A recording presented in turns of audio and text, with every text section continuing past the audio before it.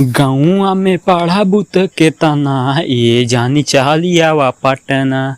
तो जी हाँ दोस्तों, स्वागत है आपका एक बार फिर समान नए वीडियो में। तो आप इस बेसुरे राग को इग्नोर कीजिए। अच्छा आज मैं आपको एक बहुत ही बड़ी अपडेट देने वाला हूँ। जी हाँ दोस्तों, खेसारी लाल यादव का जो गाना है आ चलिया वा पटना, जी हाँ दोस्तों, काफ़ी धमाल मचा रहा है। उसको आए हुए 2 घंटे हुए और उस पर लगभग 56,000 लाइक्स कंप्लीट हो चुके हैं।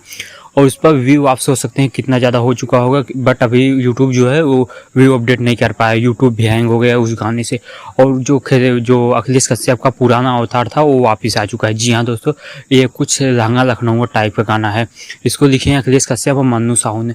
क्या कमाल का गाना है भाई। अगर एक बार आप सुनेंगे ना तो आपको ज़रूर बार बार सुनने का मन करेगा। बहुत ही लाजवाब गाना है। इसमें नेहा सिंह ने भी काफ़ी अच्छा कार्य किया है और नेहा सिंह की राग भी इसमें काफ़ी बेहतरीन है। और खेसारी लाल यादव क्या गाते हैं भाई साहब, मज़ा आ जाता है सुनने के बाद।